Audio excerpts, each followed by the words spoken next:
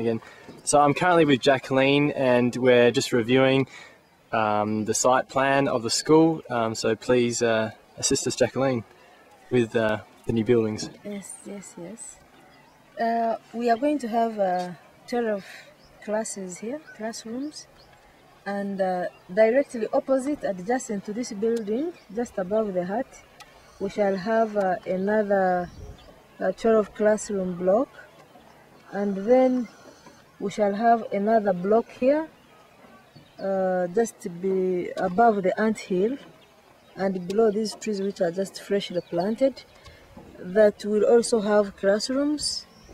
And behind it, because this one is going to grow into a very big school with a very big population, every day people are producing children, but the land is not expanding. So we have prepared to be able to accommodate the number of students that will come at a later stage. So we shall have another block here, so that we have a triangle which is open for the classrooms. Then behind that block we shall have Science lab. We shall have a science lab which will accommodate both for A level and O level. And behind the wooden structures, we shall have a dormitory which will be extensive. We are not going to have small buildings to accommodate the girls. So we shall have a square form dormitory which will be studied to be able to accommodate all the girls that will be studying from here, so that from classes they are all accommodated in one building that will be encompassing all the facilities that they would need for accommodation. And then where the kitchen is where we shall have a built kitchen, because as you can see now it is a wooden temporary kitchen. So we shall have a kitchen there, and then we also have the temporary dining. We also have proper dining. In the future we shall have it properly done so that it is decent for the girls, to also cater for the hygiene and sanitation, good sanitation. Then adjacent to this administration block, before you get to the bathrooms, we shall have another building, and that one will be the one to accommodate the computer lab, the library, and then a hall on top of it. Okay. For the time being, we are thinking of putting a hall below here, so that the students, the candidates can have their exams from there. Okay. Because apparently one of the requirements for this kind of school is to have a hall. But as you might know, we provisionally used the now current lab and library, which shouldn't have otherwise been used. But we are thinking of putting up a hall there, which hall will be used for exams, but we can also use for assemblies and other kinds of times when there is like rain and you need to address all the students and that kind of which thing. is a government requirement. Then all around the school we shall have houses for teachers, like the one you helped us complete the other side. Yes. We shall have them all around the school, which will be used as a fence for the students. Okay. This side we shall have the bachelors, and the other side we shall have the senior teaching staff. Ones who are married. Yes, those are married. But the house we built there, the plan is for the bachelors. But when we build a senior teacher's house, it will be different from that one, because it will take care into a family, married teachers. We have a wife, then have children, then maybe a visitor. So it will be slightly bigger than that one, because that one has only 2 rooms, a sitting room and a bedroom, a store, bathroom. I think that is all that is in the small house there. Okay. So for the teachers who are married, they wouldn't use only 2 rooms, because when we were with the children sleep.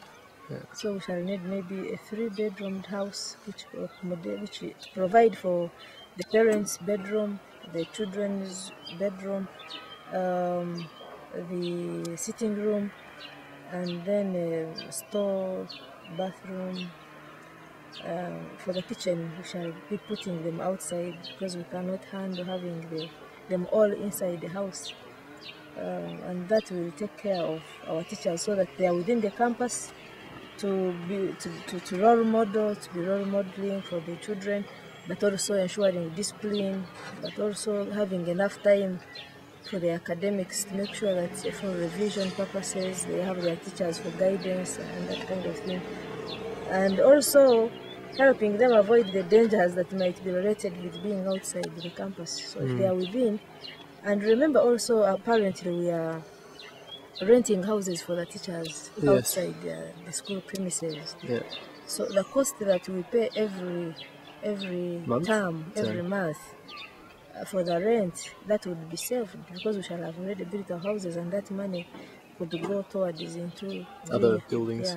other buildings. As you can see, there are quite a number that are needed. So with the staff house, temporarily that's going to be used as a classroom because these ones are yet behind us, not yet finished? We're thinking of using them as a dormitory. Okay. For the senior 5 that are coming, because when they come, yes, we can improvise the current computer lab and science lab. The smaller rooms that are down here can be used for teaching for A level.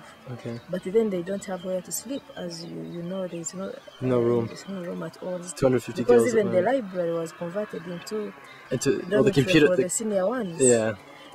So that means we are going to have the senior 5 sleep in the other place, which is not good because it is a distance away from the main campus, and these are mature girls who can easily sneak outside, because of adolescent stage, and you know what is involved with that level. Yes. So we have to have extra energy, extra manpower to make sure that the girls do not escape from school and that kind of thing, to ensure the discipline is maintained. Because where they are is a bit off. It wouldn't have been conducive for the girls to sleep because of the distance away from the main campus. But because we have no option, we shall make sure that the matrons, each room has a matron sleeping there with the girls to ensure that there are no escapees at night. Right, so the current computer lab at the moment, which you said the library has been moved now, is now in the computer lab. So the computer lab is a lab for computers, it's a library, and it's also going to be a teaching room for Senior 5. Yes.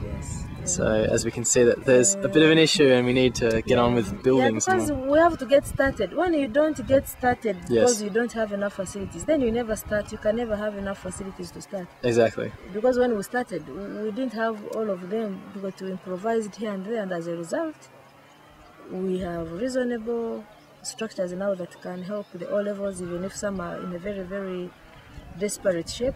Yeah. But we are the first in the district. Yes. In the results. Can you please explain how well did we go overall completely? How well did we go overall? Apparently, there's 2,000. I read there's 2,553 schools, and this school. We are number 180th in the whole country. It's very impressive, Jacqueline. Very, very big achievement. Very impressive. Yeah. And when you compare with how the other schools that have been performing best have rated, they are very far away from the 180th position. I don't remember which one, but I think the next one could be like in the 400s. So we are just stars there. And even though these were our pioneers. What is common here is new schools do not usually perform very well for the first products, for the first pass outs. Yeah. But for ours was really superb. It was really superb, and it gives us hope and determination to work harder and give more effort to give more opportunities to girls to be able to pass exams and look for a better future. It shows that the fact that even though the buildings are still not here and there's a lot of improvisation going on, it shows that there's something more than just buildings and education or teaching that's occurring here, but maybe that element of hope and also inspiration that allowed those pioneers to do so well, perform so well. So. I just feel so good and happy that my efforts were not put down. I'm most grateful to God the Almighty because it is his project. He started it through me, and I'm happy that he never deserted me, because I can't put knowledge in the students, wisdom in the students, but he was able to put all of this around, but he was the one to make the girls pass well, which they did, and that was very, very impressive. We just have now to aim higher, to see the areas that were weak, and then concentrate on how we can improve on them, and be able to continue with seeing our motto fulfilled, which is education for excellence. Yeah, thanks so much, Jacqueline, for your Thank you, time. Daniel. Thank you. Thank you.